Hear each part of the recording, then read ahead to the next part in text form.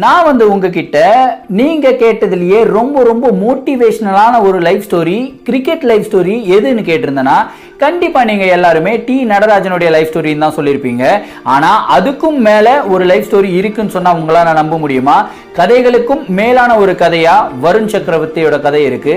யாரு இந்த வருண் சக்கரவர்த்தி? வாங்க பார்க்கலாம். நான் உங்க Varadaraja. Welcome to our channel Wisdom vibes.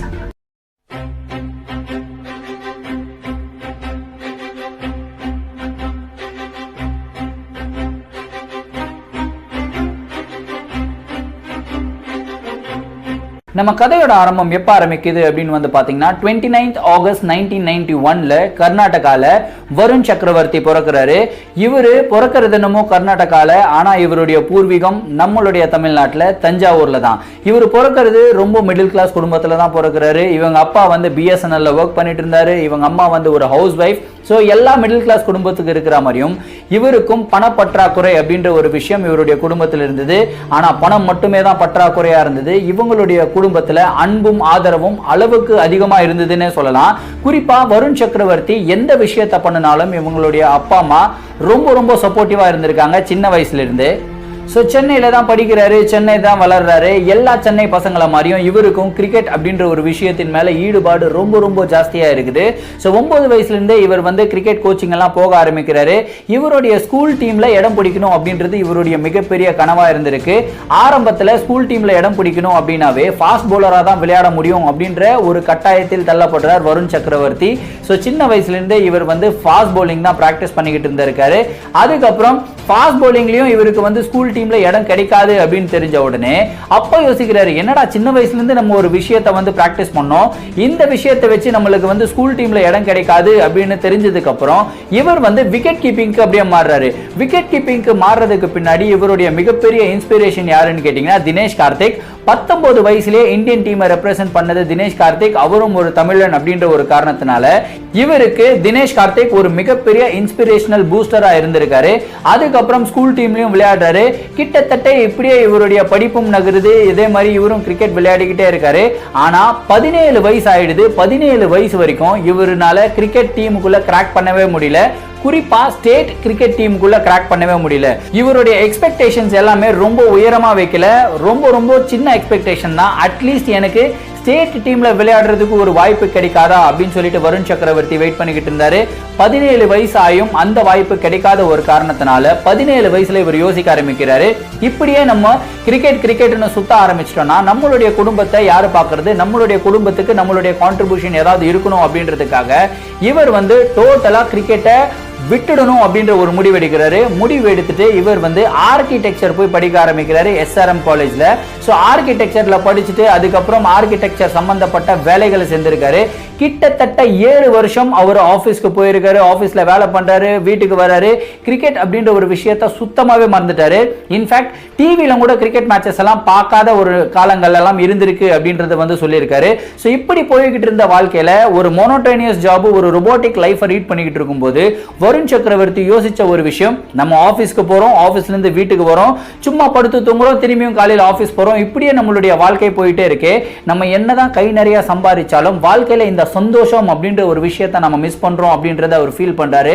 Feel பண்ணிட்டு திரும்பியும் இவர் 22 வயசுக்கு மேல போயிட்டு டென்னிஸ் பால் கிரிக்கெட் எல்லாமே விளையாட ஆரம்பிக்கிறாரு. டென்னிஸ் பால் கிரிக்கெட் எல்லாம் விளையாட ஆரம்பிச்சுட்டு அதுக்கப்புறம் சூப்பர்பா எல்லா மேட்சஸுமே விளையாடுறாரு. குறிப்பா இந்த லோக்கல் டென்னிஸ் பால் கிரவுண்ட்ஸ்ல எல்லாமே ஒரு முக்கியமான பிளேயரா மாறிடுறாரு. அதுக்கப்புறம் இவர் வெறும் டென்னிஸ் பால் கிரிக்கெட்டோடைய நம்மளுடைய வாழ்க்கை முடிஞ்சு போயிடக்கூடாது அப்படின்ற ஒரு ஆசையில இவர் ப்ரொஃபஷனல் கிரிக்கெட் விளையாட ஆரம்பிக்கிறாரு.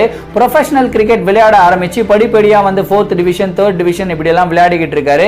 அதுல குறிப்பா அவரு நிறைய டீம்ஸுக்கு ரெப்ரசென்ட் பண்ணியிருக்காரு.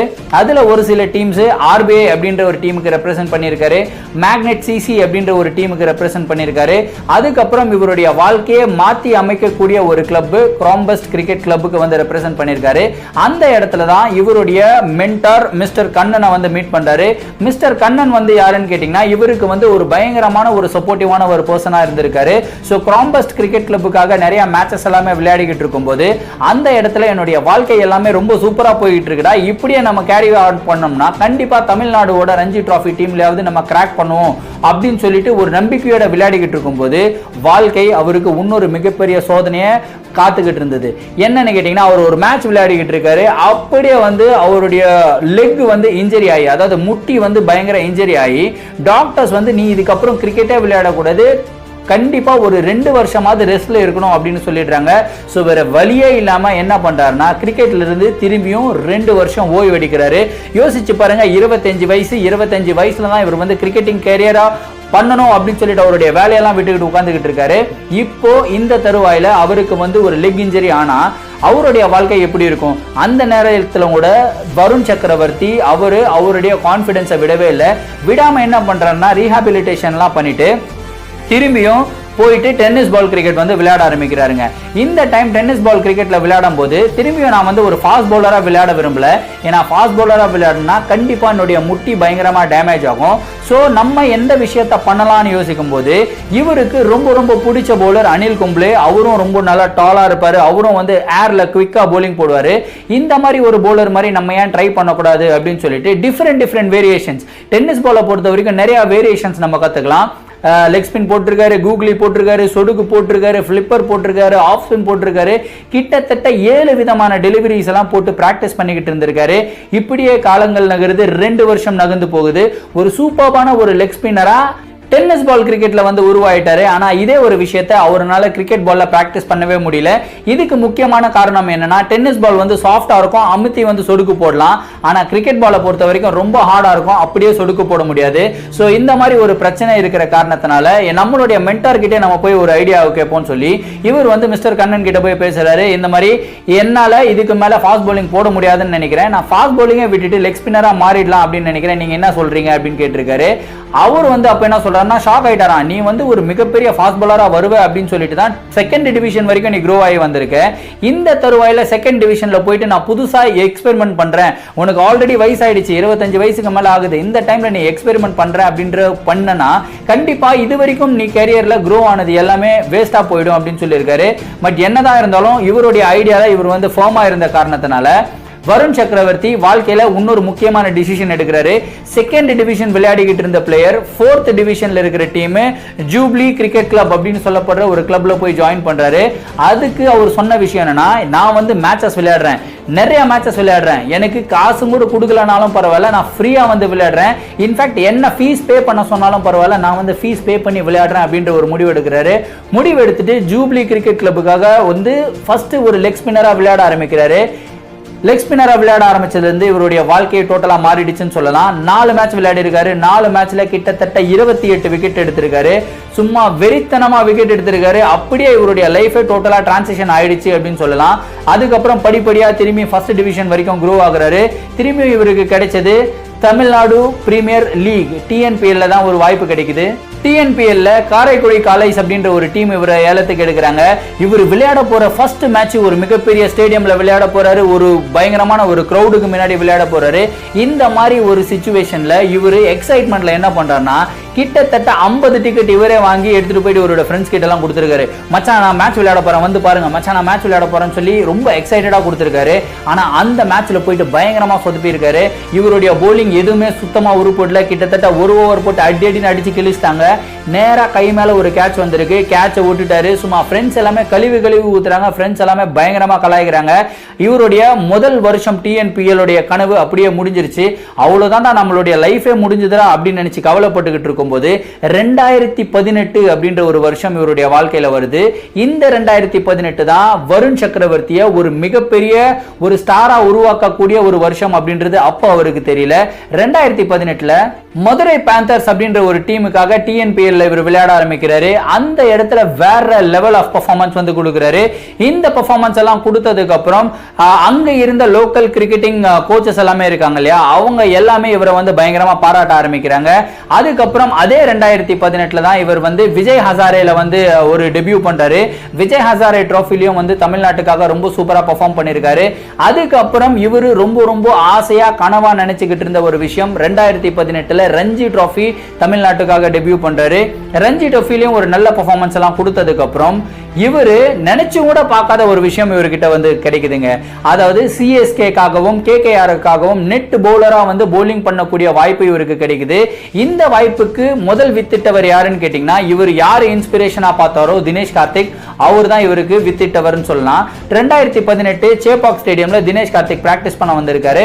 அவரு பிராக்டிஸ் பண்ண வரும்போது வருண் சக்கரவர்த்தியை தான் முதல் பால் போட விட்டுருக்காங்க. சும்மா அவர் போட்டதுல வந்து தினேஷ் கார்த்திக் ரொம்ப இம்ப்ரெஸ் ஆயிட்டு, கண்டிப்பா நான் உனக்கு கால் பண்றேன் அப்படின்னு சொல்லி போயிருக்காரு. இவர் வந்து பெருசா அவர்கிட்ட கால் எல்லாம் எக்ஸ்பெக்ட் பண்ணல. ஏன்னா தினேஷ் கார்த்திக் ஒரு மிகப்பெரிய கிரிக்கெட்டர், கொல்கத்தா நைட் ரைடர்ஸ் அப்படின்ற டீமுடைய கேப்டனா வந்து இருக்காரு. அவர் வந்து இவருக்கு கால் பண்ணுவாரா அப்படின்னு சொல்லி சந்தேகத்துல தான் இருக்காரு. கொஞ்ச மாதங்கள் கழிச்சு கொல்கத்தா நைட் ரைடர்ஸ் டீம் கிட்ட இருந்து இவருக்கு கால் வருது. கால் வந்து இந்த மாதிரி டைரக்டா நீங்க கல்கட்டா வாங்க, உங்களுக்கு வந்து ஃபிளைட் டிக்கெட் எல்லாமே நாங்க போட்டு வச்சிட்டோம், வந்து நெட்ஸ்ல போலிங் போடுங்க அப்படின்னு சொல்லிட்டு ஃபர்ஸ்ட் வந்து நெட்ஸ்ல போலிங் போட வச்சிருக்காங்க. அந்த இடத்துல இவர் வந்து சுனில் நாராயண் கிட்ட பேசியிருக்காரு, ஆண்ட்ரே ரசலுக்கு கிட்ட பேசியிருக்காரு. எல்லாருடைய லைஃப் ஸ்டோரி எல்லாம் கேட்டு இவர் வந்து இன்னும் இன்ஸ்பிரேஷன் ஆயிட்டு, ஏன் அவங்களால பண்ண முடியும்னா என்னால பண்ண முடியாது அப்படின்ற ஒரு தன்னம்பிக்கை இவருடைய மனசுக்குள்ள வந்திருக்கு. அதுக்கப்புறம் 2018 IPL ஆக்ஷன்ஸ் யாருமே எதிர்பார்க்காத அளவுக்கு கிங்ஸ் 11 பஞ்சாப் 20 லட்சம் பேஸ் பிரைஸ்ல இருந்து 8.4 கோடி ரூபாய்க்கு வருண் சக்கரவர்த்தியை ஏலத்துக்கு எடுக்கிறாங்க. ஏலத்துக்கு எடுத்து அப்படியே வந்து பயங்கர ஸ்டார். இது வரைக்கும் நான் வந்து ஒரு 1000லையும் 10,000லையும் புழங்கிக்கிட்டு இருந்தவன் என்ன கூட்டிக்கிட்டு போய் வந்து 8.4 கோடி ரூபாய் கொடுத்துருக்காங்க அப்படின்ற பயங்கர சந்தோஷத்துல இந்த மேட்ச்ல நான் பயங்கரமா பெர்ஃபார்ம் பண்ணி காட்டுவேன்டா அப்படின்னு சொல்லிட்டு முதல் மேட்ச் கிங்ஸ் 11 பஞ்சாபுக்காக இறங்கி இருக்காரு. போலிங் போட்ட முதல் ஓவர்ல அடிச்சு கிழிச்சிட்டாங்க 25 ஓவர். அவ்வளவுதான், அவருடைய லைஃப் அங்கேயே முடிஞ்சிருச்சுன்னு சொல்லிட்டு அதுக்கப்புறம் வேற எந்த மேட்சுமே விளையாட வைக்கல. 2018 எண்ட்ல கிங்ஸ் 11 பஞ்சாப் அவரை டீம்ல இருந்து வெளியேற்றிடுறாங்க. 2019 எலெக்ஷன் இவர் எங்கேயுமே போக முடியாத ஒரு சூழ்நிலை. 2020 இவர் வீட்டுல தனியா உட்கார்ந்துகிட்டு இருக்காது. KKR டீம் வந்து ஏலத்துக்கு எடுக்கிறாங்க. வருண் சக்கரவர்த்தியோட பேர் அங்க வருது. சரி, யாராவது நம்மள ஏலத்துக்கு எடுக்க மாட்டாங்களா? நம்மளுக்கு வந்து ரொம்ப பிடிச்சது Chennai super kings, Kolkata knight riders. At least Chennai super கிங்ஸ்ல எடுத்தாலும் சந்தோஷம், கொல்கத்தால எடுத்தாலும் சந்தோஷம் சொல்லி வெயிட் பண்ணி பார்த்துக்கிட்டு இருக்கும்போது கொல்கத்தா நைட் ரைடர்ஸ் வந்து இவரை 30 லட்சம் அப்படின்ற ஒரு பேஸ் பிரைஸ்ல ஏலத்துக்கு எடுக்கிறாங்க. ரெஸ்ட் இஸ் ஹிஸ்டரி அப்படின்னு சொல்லலாம். சோ கொல்கத்தா நைட் ரைடர்ஸ்க்காக இந்த IPL 2020ல சும்மா பயங்கரமா கலக்கி இருக்காரு. யாருமே எதிர்பார்க்காத ஒரு விஷயம். நம்மளுடைய சேனல்ல வந்து ஒரு மிகப்பெரிய டவுட் எல்லாருமே கேட்பாங்க, எனக்கு 20 வயசு தான் ஆகுது, எனக்கு 17 வயசு தான் ஆகுது, எனக்கு 18 வயசு தான் ஆகுது, நான் வந்து ஒரு கிரிக்கெட் கேரியரை ஸ்டார்ட் பண்ணலாமா அப்படின்ற ஒரு டவுட் எல்லாம் கேட்பாங்க. வருண் சக்கரவர்த்தி கிரிக்கெட்ல நான் என்ன பண்ண போறேனே தெரியாம 25 வயசு வரைக்கும் இருந்திருக்காரு. 25 வயசுல தான் அவருடைய கிரிக்கெட் கேரியரே வந்து ஸ்டார்ட் பண்ணிருக்காரு. இன்னைக்கு அவரு IPL ஒரு மிகப்பெரிய பெர்ஃபார்மர் ஆயிட்டு வெறும் IPL-க்காக மட்டும் இல்லைங்க, இன்னைக்கு T20 இந்தியன் ஸ்குவாட்லயே வந்து அவருடைய நேம் அனௌன்ஸ் பண்ணிருக்காங்க. சோ யோசிச்சு பாருங்க, மனம் இருந்தால் மார்க்கம் உண்டு. எந்த ஒரு விஷயமுமே வந்து நம்ம நம்பணும்னா கண்டிப்பா நம்மளுக்கு அது நடக்கும். வருண் சக்கரவர்த்தியோட லைஃப்ல இருந்து நான் நிறைய விஷயத்தை கத்துப்பேங்க. அதாவது அவர் சின்ன வயசுல இருந்து ஒரு கிராஃப்டை வந்து ஃபாலோ பண்ணிட்டு இருந்தாரு. அந்த கிராஃப்ட்ல வந்து எனக்கு செட் ஆகாதுன்னு தெரிஞ்ச உடனே அவர் ரிஸ்க் எடுத்தாருங்க. அந்த விஷயமே எனக்கு வேணாம், நான் புதுசா ஒரு கலையை கத்துக்கிட்டு அந்த கலையில நான் வந்து பயங்கரமா விளையாடி காட்டுறேன்னு சொல்லி அவர் வந்து விளையாடி காட்டினாரு. ஸோ நம்மளுடைய வாழ்க்கையில இதே மாதிரி நிறைய விஷயங்கள் நம்ம ரொம்ப காலமா பண்ணிக்கிட்டு இருப்போம், ரொம்ப வருஷமா பண்ணிக்கிட்டு இருப்போம். ஆனா அந்த விஷயமெல்லாம் பண்ணிக்கிட்டு இருக்கும்போது நம்மளுக்கு அந்த விஷயத்துல ஏதாவது ஒரு பிரச்சனை வந்துருச்சுன்னா அப்படியே வாழ்க்கையில அப்படியே ஆடி போயிடும். ஐயோ, இதுக்கப்புறம் அவ்வளவுதான்டா நம்மளுடைய வாழ்க்கையை முடிஞ்சு போயிடுச்சுன்னு நினைப்போம். ஆனா அந்த இடத்துல நம்ம அப்படியே டோட்டலா நம்மளுடைய இலக்கு அதா வச்சுக்கிட்டு வேற விதமா வந்து நம்ம அந்த இலக்கை அடையிறதுக்கு முயற்சி பண்ணோம்னா கண்டிப்பா ஒரு மிகப்பெரிய சக்சஸ்ஃபுல் பர்சனா ஆகும் அப்படின்றதுக்கு இவருடைய லைஃப் ஒரு மிகப்பெரிய எக்ஸாம்பிள். ஸோ ஃப்ரெண்ட்ஸ், நான் உங்ககிட்ட கேட்கிற கேள்வி, வருண் சக்கரவர்த்தியோட லைஃப்ல இருந்து நீங்க எந்த விஷயத்தை கத்துக்கிறீங்கன்னு சொல்லி கமெண்ட்ல சொல்லிடுங்க. அதே மாதிரி இந்த வீடியோ உங்களுக்கு பிடிச்சிருந்ததுன்னா இந்த வீடியோ உங்களுடைய ஃப்ரெண்ட்ஸ் அண்ட் ஃபேமிலி மெம்பர்ஸ்க்கு ஷேர் பண்ணி விடுங்க. அதே மாதிரி நான் வேற ஏதாவது பிளேயர்ஸை பத்தி பேசணும் அப்படின்னு நினைச்சீங்கன்னா என்னுடைய இன்ஸ்டாகிராம்ல என்ன ஃபாலோ பண்ணிட்டு என்னுடைய இன்ஸ்டாகிராம்ல DM பண்ணுங்க. கண்டிப்பா அவங்கள பத்தி நான் வீடியோ போடுறேன். மீண்டும் அடுத்த வீடியோவில் சந்திக்கும் வரை நான் உங்கள் Varadaraja, signing off. Thank you, by.